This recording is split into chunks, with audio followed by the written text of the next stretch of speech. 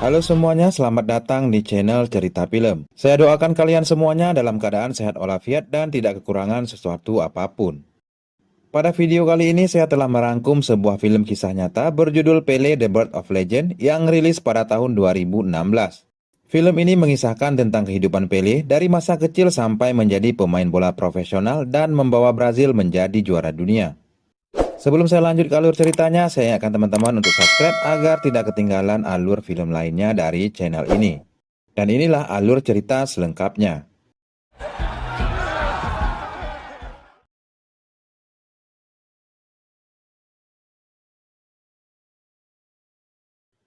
Film dimulai pada tahun 1950 di Bauru, sebuah perkampungan kumuh di Brazil. Terlihat seorang anak bernama Edson Arantes do Nascimento atau biasa dipanggil Diko sedang bekerja menyemir sepatu. Ia bekerja sebagai penyemir untuk membantu perekonomian keluarganya. Setelah menyemir sepatu, Diko pun diajak bermain sepak bola oleh teman-temannya. Mereka adalah Fofinho, Yuri, dan Tiago. Setelah bermain bola, Diko dan adiknya Zoka pun pulang ke rumah. Di sana sudah ada ibu dan ayahnya. Ibunya bernama Celeste sangat marah kepada Diko dan Zoka karena baju mereka kotor gara-gara bermain sepak bola. Sementara ayahnya, Don Dinho, hanya bisa diam saja melihat Diko dan Zoka dimarahi. Setelah itu, ayahnya bersama yang lain terlihat sedang mendengarkan pertandingan sepak bola dari sebuah radio Brazil versus Uruguay di partai final Piala Dunia tahun 1950. Sementara Diko dan teman-temannya secara diam-diam mendengarkan jalannya pertandingan penting itu dari atap rumah. Mereka sangat berharap Brazil menjadi juara dunia untuk pertama kalinya. Namun, di menit terakhir Uruguay kembali mencetak gol dan Brazil pun kalah dengan skor 2-1. Negaranya kalah membuat ayahnya Diko sangat sedih, bahkan ia sampai menangis setelah pertandingan itu. Melihat ayahnya menangis, Diko berjanji kepadanya suatu hari nanti ia akan memenangkan Piala Dunia untuk Brazil. Perkataan Diko ini tak ditanggapi serius oleh ayahnya, malahan ayahnya mengatakan Diko harus menjadi anak cerdas dan fokus ke sekolah seperti kemauan ibunya. Keesokan harinya, Diko membantu ibunya yang sehari-hari bekerja sebagai pembantu rumah tangga di rumah orang kaya. Ibunya menceritakan jika ia dan ayahnya bertemu pertama kali saat ayahnya memainkan sebuah pertandingan. Sejak saat itu mereka pun akrab dan menikah. Namun, karir ayahnya berakhir dengan tragis karena mengalami cedera tanpa diberikan asuransi dan pesangon oleh klubnya. Hal inilah yang membuat ibu Diko tidak menyukai anak-anaknya bermain sepak bola. Setelah itu datanglah anak pemilik rumah bernama Jos Altavini dan teman-temannya membahas pertandingan sepak bola. Di sini, Diko salah mengeja nama salah satu pemain yang seharusnya Bile dieja Diko menjadi Pele.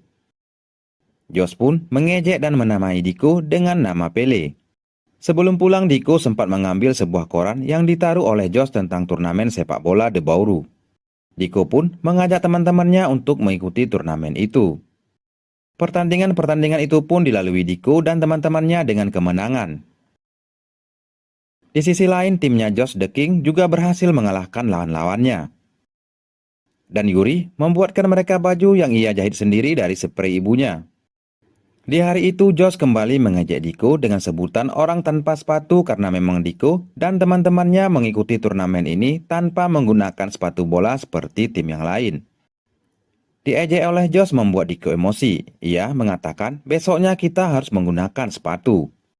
Fofinho yang melihat beberapa orang sedang menurunkan kacang dalam karung pun mengajak yang lain untuk mencuri. Mereka pun berhasil membawa beberapa karung kacang untuk mereka jual. Di hari itu Diko kembali diejek oleh Jos tentang pekerjaannya sebagai tukang semir sepatu dan memanggil dengan sebutan Pele. Marah dipanggil dengan nama Pele, Diko pun menampar Jos dan perkelahian pun tak bisa dihindari. Setelah perkelahian itu, Diko dinasehati oleh ayahnya. Ayahnya mengatakan pemain terbaik terlahir dari ketidakadilan. Dan jika ingin menjadi pemain profesional, tidak boleh malu untuk menunjukkan siapa dirimu. Sebelum pertandingan final dimulai, Fofinho membawakan sepatu bola kepada teman-temannya. Sepatu bekas itu ia belikan dari hasil penjualan kacang yang mereka curi. Diko pun sempat dibuat emosi karena komentator memanggil mereka orang tanpa sepatu dan menyebut Diko dengan nama Pele. Di pertandingan itu, salah satu legenda sepak bola, Waldemar de Brito, ikut hadir untuk menyaksikan pertandingan itu. Tuan de Brito merupakan anggota kepramukaannya untuk klub sepak bola terkenal Brazil yaitu Santos. Pertandingan pun dimulai. Permainan tim yang dipimpin oleh Diko bermain tidak seperti biasanya. Hal ini karena mereka tidak terbiasa menggunakan sepatu dan ukurannya pun kebesaran di kaki mereka. Kesalahan ini membuat tim Jos menang 6-0 di babak pertama. Di babak kedua, Diko pun membuka sepatunya. Ia ingat dengan kata-kata ayahnya, jika ingin menjadi pemain profesional, maka tidak perlu malu untuk menunjukkan diri kita yang sebenarnya. Setelah bermain tanpa sepatu, Diko bermain dengan gaya jingga dan berhasil mencetak 1 gol. Dan yang lainnya pun ikut membuka sepatu mereka. Bermain dengan gaya jingga, Diko berhasil membalas gol mereka hingga skornya menjadi 5-6.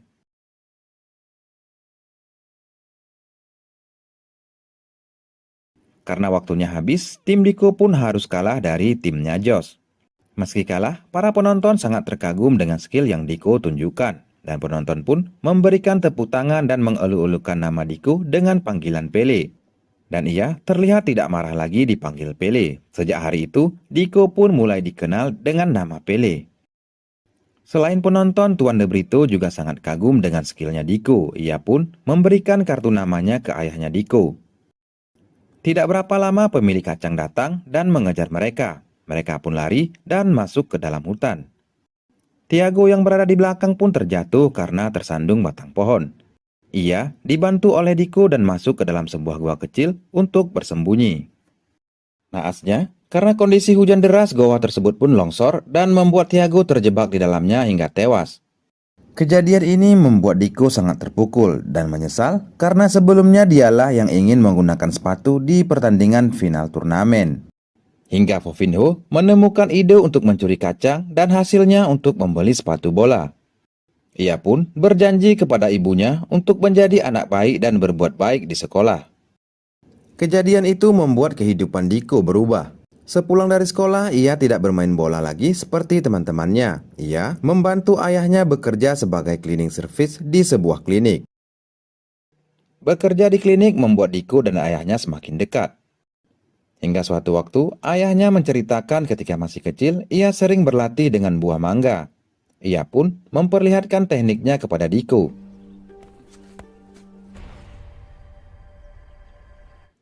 Namun, saat itu Diko masih belum tertarik untuk mempelajarinya. Bahkan, ia tidak mau bermain bola lagi seperti teman-temannya. Namun, ayahnya terus memperlihatkan teknik berlatih dengan buah kepada Diko karena ia tahu sebenarnya anaknya sangat mencintai sepak bola. Hingga suatu hari Diko pun tertarik untuk mempelajari teknik itu bersama ayahnya.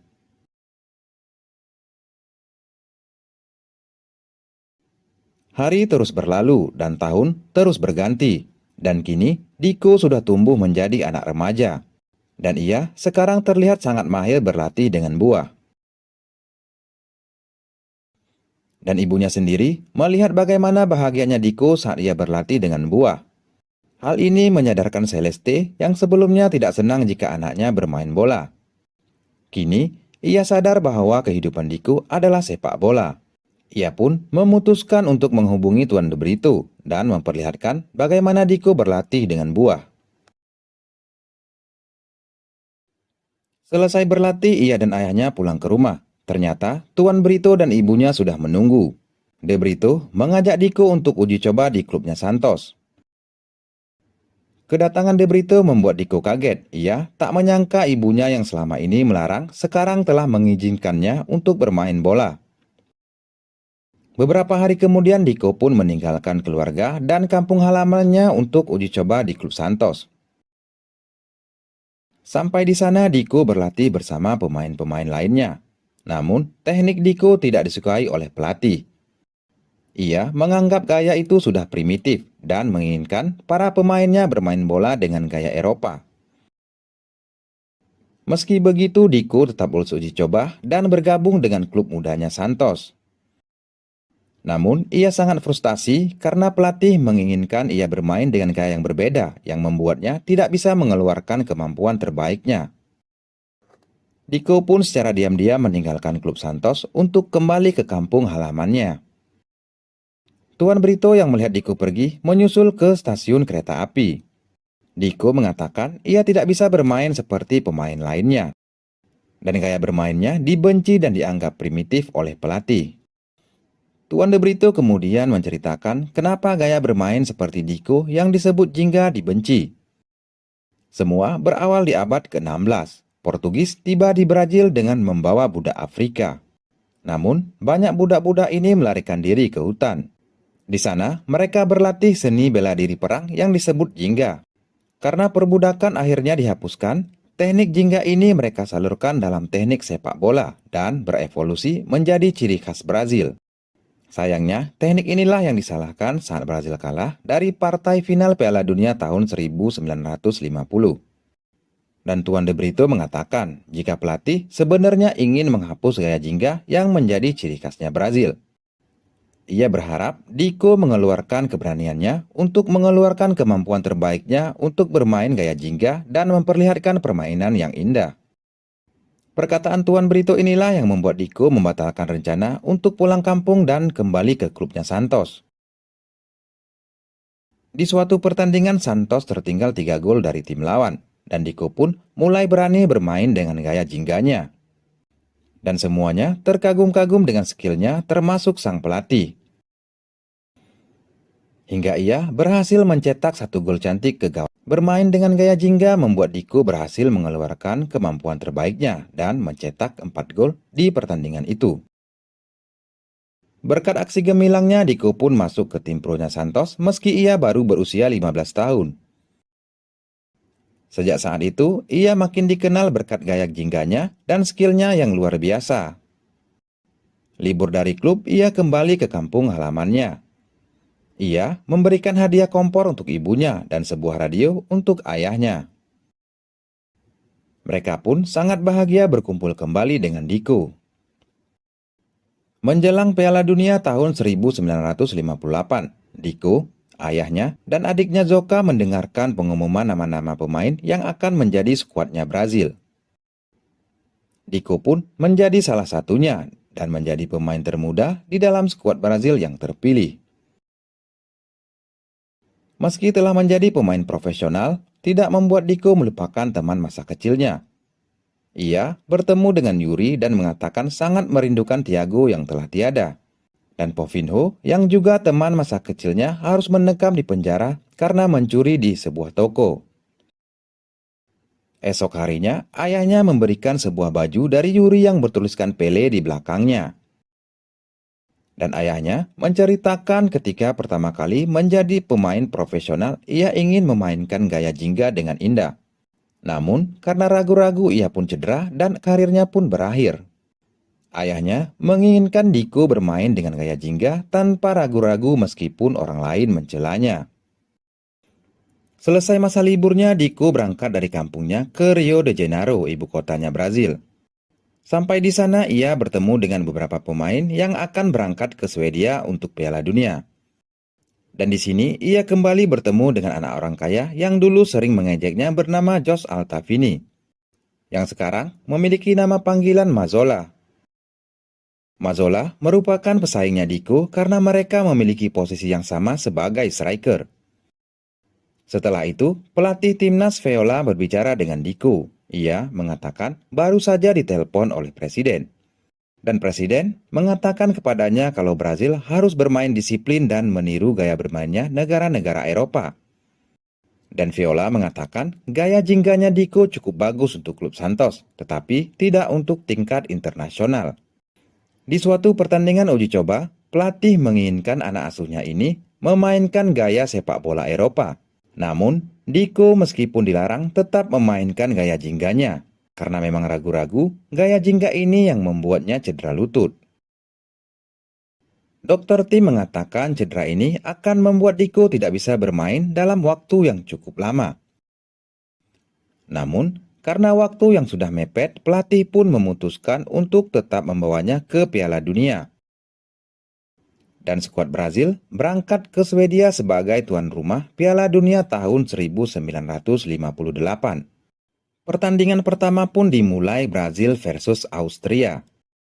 Sementara Diko tidak dimainkan karena cedera dan juga hanya menjadi pelapis Mazzola.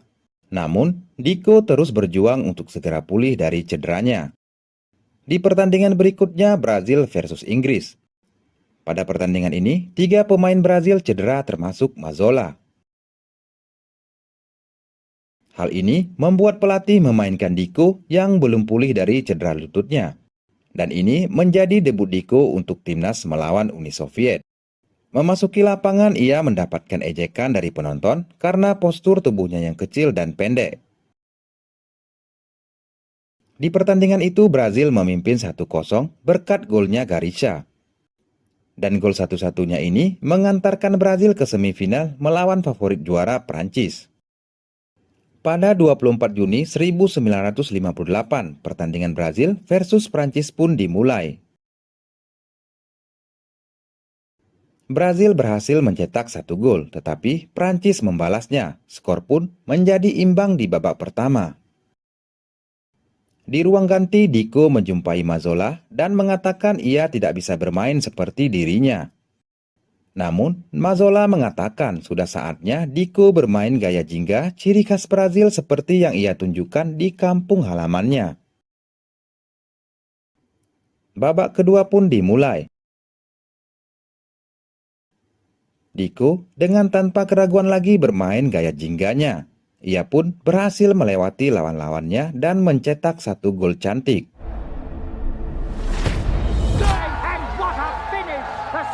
Bermain dengan gaya jingga membuat Diko berhasil mengeluarkan kemampuan terbaiknya dan berhasil mencetak hat-trick di pertandingan itu.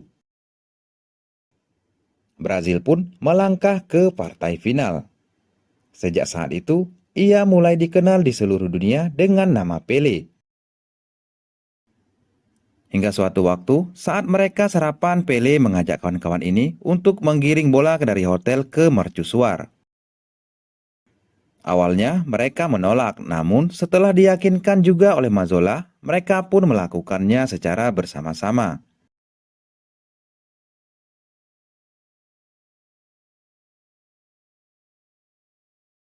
Pelatih yang melihatnya pun sangat terkesan melihat kerjasama dan teknik jingga mereka.